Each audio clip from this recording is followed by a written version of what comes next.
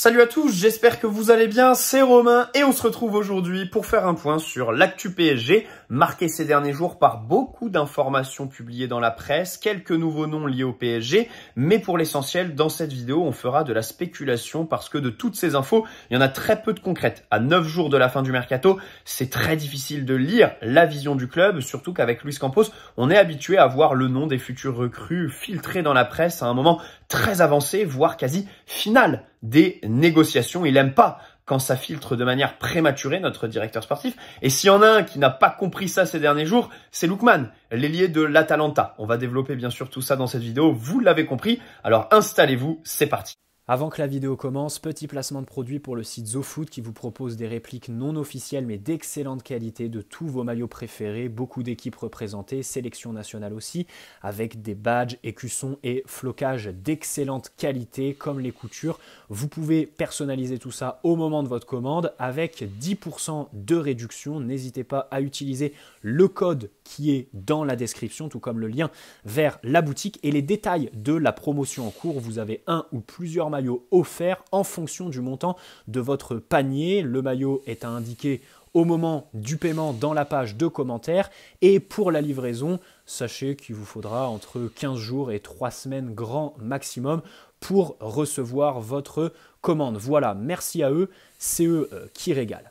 Alors, commençons cette vidéo par revenir sur ce qui a été dit en intro, mais aussi 150 fois sur la chaîne depuis le début du mercato, à savoir quelles sont les manières de faire de Luis Campos quand il voit un joueur qui l'intéresse. Cette question, elle permet de comprendre 80% des dossiers au PSG, puisque notre directeur sportif, il va commencer par contacter l'agent et le joueur. Donc, proposer un contrat, un salaire, une durée, présenter le projet de jeu. Là, Luis Enrique peut intervenir. On se souvient de la fameuse visio avec Ryan Cherki en juin, le rôle joué dans les dossiers Désiré Doué ou João Neves.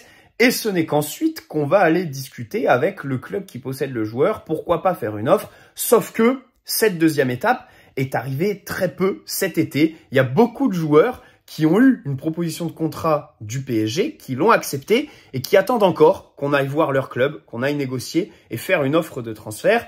Demander à Geertruida, demander à Dinhausen, le défenseur hollandais-espagnol de la Juventus, qui finalement a été transféré dans le ventre mou de Première Ligue.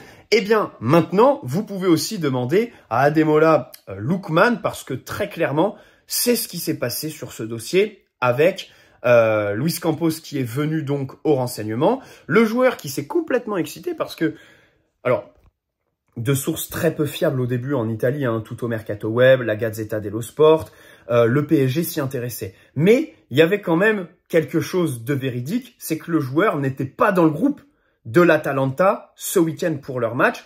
Et Di Marzio, qui est plutôt fiable, même si beaucoup moins qu'avant, annonce que c'est parce qu'il y a un intérêt du PSG et que c'est pour éviter de compromettre un futur transfert. Donc c'est à la demande de Lookman que l'Atalanta ne l'a pas convoqué. Voilà comment le dossier est sorti, encore une fois, dans des médias très peu fiables en Italie. Certes, ça a été confirmé en France par Jamel et Santi Aouna, qui disent que le PSG, alors, travaille bien sur le dossier, mais n'a pas fait d'offre officielle pour le moment. Voilà. Mais les sources Fabrice Hawkins, Loïc Tanzi, les gros médias mainstream qui sont les relais traditionnels du PSG, aussi en Angleterre par exemple, les Ben Jacobs, Jason Burt du Télégraphe, qui sont les relais de Nasser, n'en parlent pas. Voilà. Donc c'est vrai que on pourrait déjà dans un premier temps dire que sur Lookman, certes Jamel et Santi, c'est fiable.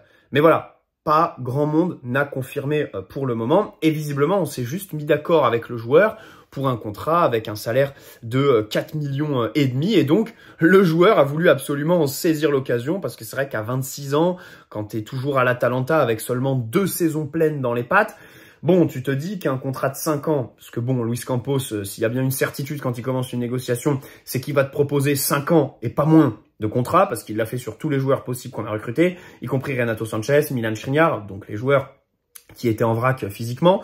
Donc voilà, il veut absolument saisir l'occasion et il force du côté de son club un départ, mais le PSG n'est pas forcément intéressé.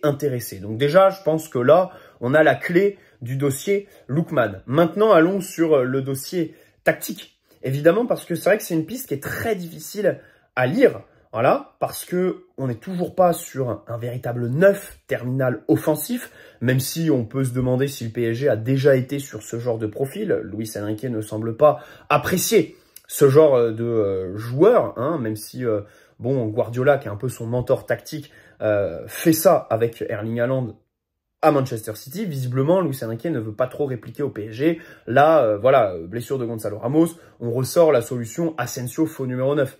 Victor Osimhen, visiblement, on n'en veut pas, même si on va y revenir en fin de vidéo. Il y aura peut-être une ouverture à un moment donné. On nous a vendu un offensif polyvalent plutôt qu'un vrai numéro 9. Mais avec Lookman, je sais même pas si on est dans cette case, en fait. Je sais même pas si on est dans cette case de l'offensif polyvalent capable d'évoluer à plusieurs postes, plusieurs rôles, plusieurs registres, parce que c'est vrai que c'est un joueur qui est pas trop long de ligne, voilà, qui va pas trop s'excentrer, qui est pas vraiment neuf parce qu'il a toujours eu besoin d'un mec à côté de lui. Au Nigeria, bah, c'est Osimhen, justement. À l'Atalanta, ça a été Ojlund. C'est Scamacca. Donc, c'est vrai que c'est plutôt compliqué de saisir là-dessus parce que, en plus, quand on nous disait offensif polyvalent, il y avait les pistes Sancho, Kingsley Coman, qui sont des mecs, pour le coup, vraiment polyvalents, capables de jouer côté gauche, côté droit. Là, on est quelqu'un qui est demi-espace gauche. En plus, sur un côté où on est déjà bien garni, où on s'est déjà renforcé cet été, hein. Il y a Barcola. Alors Barcola peut aussi jouer à droite. Ça peut aussi être une solution du côté de Luis Enrique. Mais Désiré Doué, c'est clairement quelqu'un qui va commencer à gauche. Fabien Ruiz pour le poste de relayeur avec Joao Neves. C'est vrai que ça fait deux joueurs quand même qui sont, qui ont un statut qui devrait être très très élevé. Fabien Ruiz du fait de son euro. Joao Neves du fait de son talent, je pense qu'il va rentrer dans le 11 assez rapidement. On peut inclure Asensio, on peut aussi inclure Seny Mayulu qui a déjà été perdant avec l'arrivée de Désiré Doué. Maintenant, si tu rajoutes Lookman, voilà, qui évolue un peu dans cette zone un peu voilà axiale de Mayulu, bon, ça fait compliqué pour lui. Et peut-être qu'il va demander un prêt d'ici à la fin du mercato. Donc moi déjà, je comprends pas trop pourquoi on va pas sur un joueur capable de jouer vraiment des deux côtés, voilà. Même si c'est vrai que tu l'as déjà dans ton effectif finalement. Avec Barcola, avec Dembélé, on l'a toujours dit, Dembélé côté gauche à la finition, c'est assez intéressant. Au début du mercato, ça parlait aussi d'un offensif un peu axial droit. Ryan Cherki, rappelez-vous en juin, bon la piste a été un peu relancée, on va en parler d'ailleurs. Akliouche, Magnès Akliouche, qu'on pistait bien au mois de mai avant qu'il prolonge à Monaco. Peut-être qu'on garde justement cette place pour lui l'été prochain, parce que c'est vrai que c'est vraiment un bon joueur. Surtout qu'en plus, Ibrahim Mbaye, sur la prépa, a été utilisé du côté gauche et pas du côté droit, où il évoluait en U19, même si lui préfère jouer côté gauche. Voilà, donc il y a plein de questions sur Lookman. Le contexte, évidemment. L'Atalanta joue en 3-4-2-1 dans le système de Gasperini qui est très particulier en matière tactique. En matière physique aussi, hein, on veut pas être mauvaise langue, mais les mecs, quand ils sortent de l'Atalanta, vu comment ils perdent physiquement, tu te demandes à quoi ils sont boostés quand ils sont là-bas. Et donc, c'est vrai qu'à l'exportation, bon, c'est un club où tu peux te poser certaines questions. Surtout pour le prix qui est demandé. 40 à 60 millions. L'Atalanta, c'est pas Lyon avec Cherki qui est au loft. C'est pas Naples avec Osimhen qui bloque complètement leur mercato. Ils sont en position de force et ils peuvent te demander un gros prix. Bon, personnellement, je mets 40, mais vraiment pas plus, quoi. Si on le recrute à 50, 60, j'ai envie de dire autant aller sur Jadon Sancho, quoi. Qui est 2 ans plus jeune, ou alors autant faire un prêt de Kingsley Coman. Je suis désolé, autant prendre les 18 millions de salaire de Kingsley Coman sur 1 an sans option d'achat, plutôt que ça. Voilà. On parle d'un joueur qui a 26 ans, Lookman. C'est-à-dire que les 50-60 millions, tu les investis sans perspective de revente. Les Désiré Doué, les Joao Neves, donc qui sont les joueurs pour lesquels tu as mis cette tranche de prix, mais ils ont 6 ans de moins. 6 ans de moins. Et donc, si ça se passe pas très bien, tu peux les revendre. Lui, tu vas le signer 5 ans. La fin du contrat, ce sera donc quand il aura 31 ans. Laisse tomber. Dans 2 ans, c'est le mec que tu n'arrives plus à revendre. Et 55 millions, ça me paraît assez énorme pour les joueurs de rotation. Bon, voilà. Alors, c'est peut-être un peu meilleur que Carlos Soler, mais Carlos Soler, on l'avait payé que 18 millions quelque part, quoi. C'est vrai que ça me paraît assez énorme parce que j'ai assez peu de perspectives, en fait. Le mec a 26 ans, je me dis, c'est pas les mecs de 19 ans où on peut dire, ouais, Luis Enrique, il va en faire ce qu'il veut, il va le modeler dans son système, il va s'investir sur le moyen long terme. Ça, on peut pas tenir ce discours, en fait. C'est vrai que faire ce recrutement, ce serait un petit peu déroger à la politique qu'on mène depuis 2 ans, qui est très claire. Bon, bah, on devient Chelsea. On devient Chelsea. Non pas qu'on multiplie les joueurs. Parce que c'est vrai que cet été, le moins qu'on puisse dire, c'est que pour l'instant, on a très peu recruté. Mais dans les tranches d'âge, en fait, voilà, on vise les mecs qui ont moins de 21, 22 ans, 23 ans, grand maximum. Ce que fait Chelsea depuis qu'ils ont été rachetés par la Merloc. Donc c'est vrai que c'est compliqué. Après, Lookman a aussi de vraies qualités de percussion, de dribble dans les petits espaces, aussi en matière de stats. Hein. Alors il a que 2 saisons pleines à 26 ans, ça peut interroger, mais de l'autre côté, ces 2 saisons, elles sont à 15 buts ou plus, toutes compétitions confondues. Bon, on espère que Dembélé et Barcola atteindront ces sphères-là, mais j'en doute un petit peu, même s'ils ont bien commencé avec chacun un but face au Havre. Donc voilà, c'est vrai que Lookman, je suis quand même très perplexe sur cette piste. En plus, je crois que ça te prend une place d'extra communautaire. Alors Ugarte, bon, on va en libérer une. Moscardo pour l'instant est prêté à Reims, mais voilà, il y a déjà Likanguin. Je crois pas qu'il ait de passeport Likanguin espagnol par exemple. Beraldo, je crois qu'il a une double nationalité. Je me demande s'il a pas une double nationalité. Mais voilà, typiquement, Pacho a pris une place d'extra-communautaire. Donc c'est vrai que ça, c'est des questions qui se posent. Passons à Ryan Cherki. Parce que c'est vrai que, justement, à la différence de Lookman, lui, c'est dans les gros médias qu'on en parle.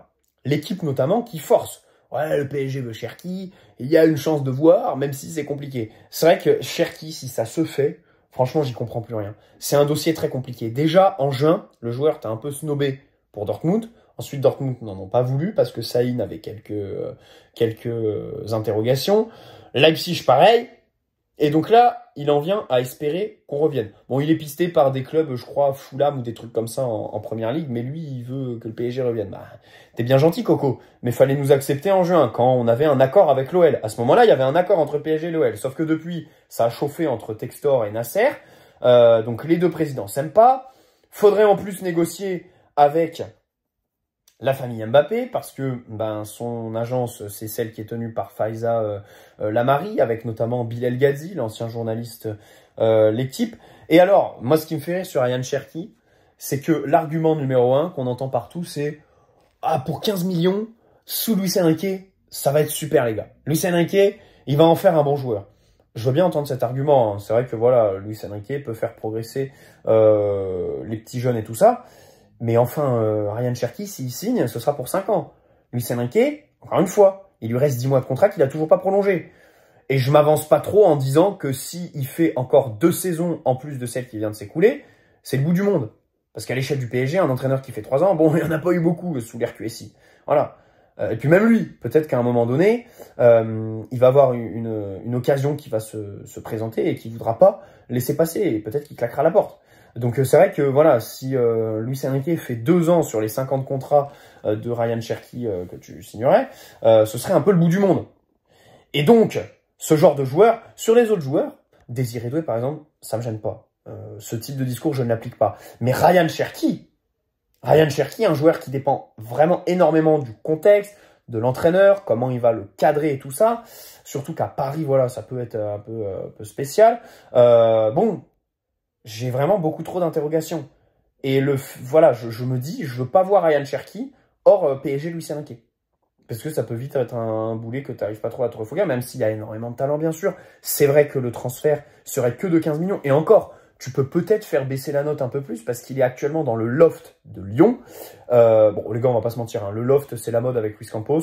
Déjà, cet été, ça marche pas du tout. Hein. Luis Campos sans apéro Enrique pour faire les ventes, tout de suite, c'est plus difficile. Et surtout, le loft, c'est quand même assez spécial. Parce que tu dévalues complètement tes joueurs, quoi. Enfin, ça a quasiment pas de sens économique, quoi. C'est très difficile de revendre des mecs. Enfin, limite, plutôt que de les mettre dans le loft, casse le contrat. Voilà. Laisse-les libres. Tu leur dis, écoute, on se met d'accord, on te paye pas tes salaires, par contre, paye pas les salaires. Eux, ils compensent en prenant une prime à la signature comme ils sont libres, même si le marché des joueurs libres cet été est assez spécial. Memphis Depay, Adrien Rabiot sont des joueurs qui n'ont toujours pas de club à la mi-août. Donc c'est vrai que même sur le marché des joueurs libres, les clubs sont frileux. Mais voilà, moi je suis d'avis que plutôt que de les foutre dans le loft tout l'été et attendre le 31 août qu'un club vienne te faire une offre ridicule, casse le contrat. Voilà. Enfin, Marseille, par exemple, ils sont dans ce cas avec les mecs comme Verretou, par exemple. Nous, on l'est avec Juan Bernat. C'est ce qui s'était passé avec Herrera, typiquement. Herrera, je crois qu'on a cassé le contrat, si je dis pas de bêtises. Bon, plutôt que de faire un love, je suis pour ça. Bon, bref.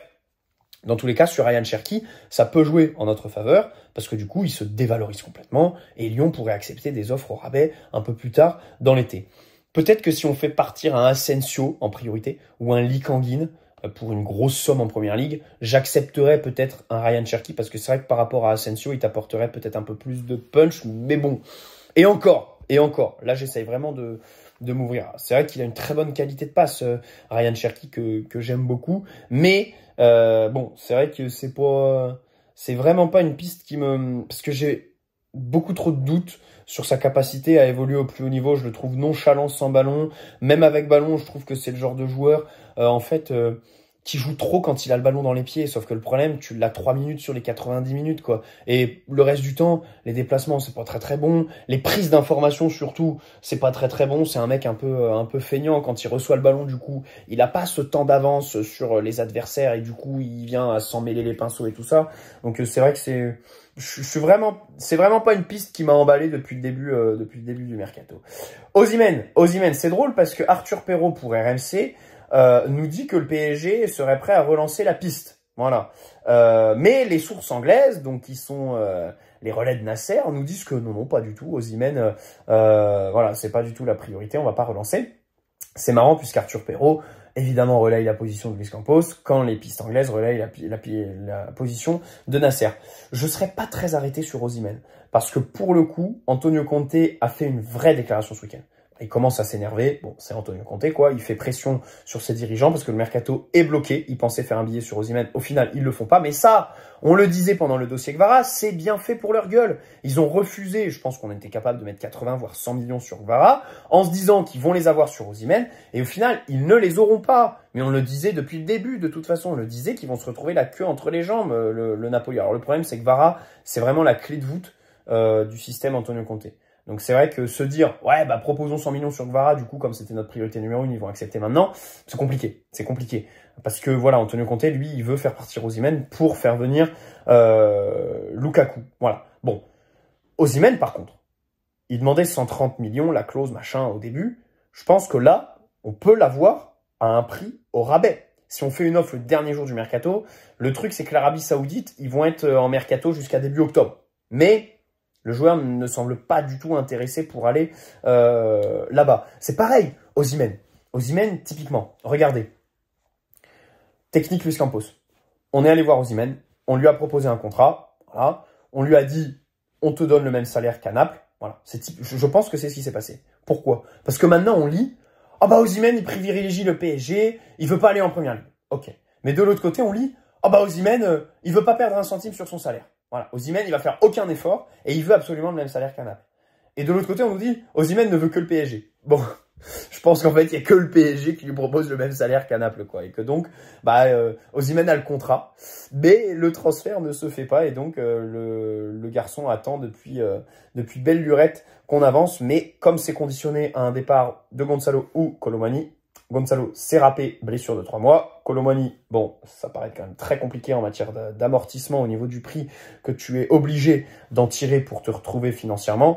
C'est quand même compliqué. Et donc le signer, ça implique d'avoir à la fin de la saison prochaine, un des 3 qui n'a pas joué, qui est complètement au fond du seau, qui est dévalorisé, très difficile à faire partir. À moins que Colomani soit la solution au poste d'ailier, mais j'en doute vraiment, vraiment. Voilà.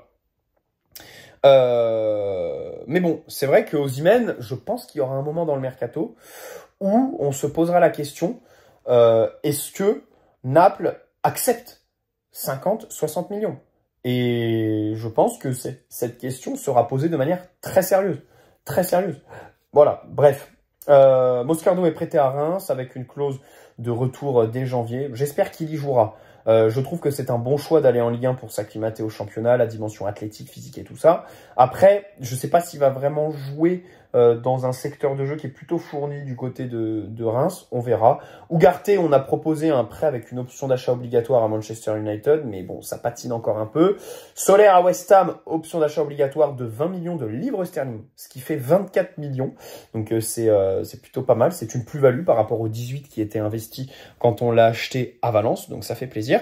Une fois que tous ces dossiers seront décantés, je pense que Soler et Ugarte, voilà, c'est les deux mecs qui vont partir. Mukiele, Bernat, je pense pas qu'ils partiront avant le 30 août. Peut-être qu'après, comme la Turquie, ça finit mi-septembre, comme j'ai dit, l'Arabie Saoudite début octobre, peut-être qu'ils pourront partir après le mercato, ces mecs-là, mais je les vois pas partir en Europe avant la fin du mercato. Mukiele, Bernat, ça me paraît quand même très très compliqué. Danilo peut-être aussi. Donc voilà. Bref, une fois les dossiers Soler et Ugarte bouclés, est-ce qu'on va recruter un milieu de terrain en plus? Voilà, je rappelle qu'on a eu la rumeur Schouten à un moment donné, aux Pays-Bas, un numéro 6, puisque c'est vrai que du coup, on n'aurait pas de joueur avec une dimension défensive. Il y a Richard Rios, toujours à Palmeiras, 24 ans, qui a fait une bonne Copa América, qui est sorti, mais visiblement, c'était une rumeur un peu bidon, sortie d'un journal colombien qui valait pas grand-chose. Donc on verra, à suivre. Moi, j'aimerais juste faire la propagande d'un poste, un seul poste. Et je vous renvoie au débrief du match contre Stugras. Dans le débrief, on a passé 5 minutes à dire « Punaise, Warren est rentré au poste de latéral droit. J'espère qu'il va pas y passer la saison en tant que remplaçant d'Achraf Hakimi. Recrutons un latéral droit. Recrutons un latéral droit. Remplaçant à Achraf. Yoram Zague me semble un petit peu juste. Et j'ai aucune envie de voir Warren faire les bouches-trous. Je suis désolé, Warren n'a pas les qualités pour jouer là. Il faut le mettre voilà, en tant que relayeur. Limite, je préfère tester Warren numéro 6, après les départs d'Ugarte, Moscardo, machin chouette, plutôt que latéral droit. Voilà. Et surtout, après l'avoir prolongé à 10 millions d'euros, avec un salaire titulaire, le voir faire les bouches-trous, ça me gênerait beaucoup. Ça me gênerait beaucoup parce que je suis pas sûr que les prestations suivraient et le pauvre garçon, ce serait pas de sa faute. Donc, recrutons un latéral droit. Absolument. Voilà. Il y a Joao Cancelo qui est poussé par Manchester City en Arabie Saoudite. Alors, c'est vrai qu'il a un gros salaire, 17-18 millions, mais je pense qu'on pourrait peut-être en tirer un prêt. Et, alors c'est vrai que c'est aussi quelqu'un qui a fait des... Je pense que l'histoire des problèmes, c'est un peu surcoté. C'est un peu surcoté parce que dans un premier temps, ça se passe bien. Et donc, si tu le recrutes sur 1 ou 2 saisons, je pense que ça peut que bien se passer. Quand il arrive, tout beau, tout rose. Évidemment, la première saison, si tu le prends que pour une saison, je pense pas que tu aurais de problème dans ton vestiaire. Bon, par contre, le vrai bémol, c'est vrai, c'est qu'il défend comme une bite. Et on l'a vu sur le but de Dembélé au match retour contre le Barça cette saison. Bref. Donc voilà, c'est une idée parmi d'autres, jouer au Cancelo, parce que vraiment, recrutons un latéral. Surtout Cancelo est capable de jouer de l'autre côté, quoi. Est capable de jouer latéral gauche aussi. C'est plutôt polyvalent. Il t'apporterait un petit peu d'expérience aussi. Alors, je veux bien comprendre que le club ne se positionne pas sur un Gundogan, par exemple, qui a été sur le marché parce que le Barça veut libérer son salaire de 18 millions. Je comprends, 34 ans, 18 millions de salaire. Voilà, surtout qu'en plus, on l'a déjà refusé l'année dernière quand il était libre. Donc, pourquoi on paierait une indemnité là, même si au final, il retourne à Manchester City librement. Bon, je suis pas sûr que le Barça nous l'aurait fait libre, Gundogan. Mais voilà, je comprends là. Mais là, Cancelo, c'est quand même un peu plus jeune. Voilà. Et puis, c'est surtout un poste où tu as vraiment énormément de besoins. Bref. On a aussi eu, je terminerai aussi là-dessus, une info comme quoi Vitinha a été tireur de pénalty numéro 1 cette saison.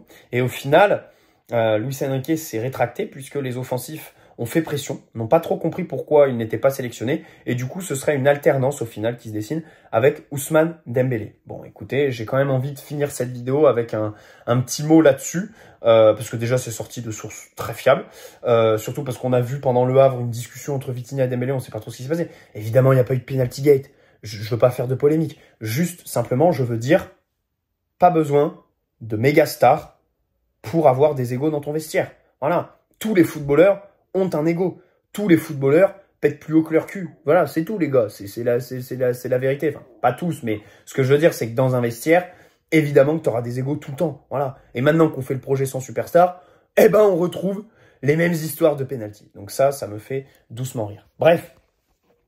On a aussi Mbappé. Mbappé qui réclame 36 millions de primes à la signature, les 3 mois de salaire, avril, mai, juin, et du coup les 3 mois de prime d'éthique qui vont avec. Parce qu'au PSG, les salaires, faut savoir que quand ça inclut les primes, c'est beaucoup plus élevé que prévu, parce qu'il y a une grosse partie qui est en prime.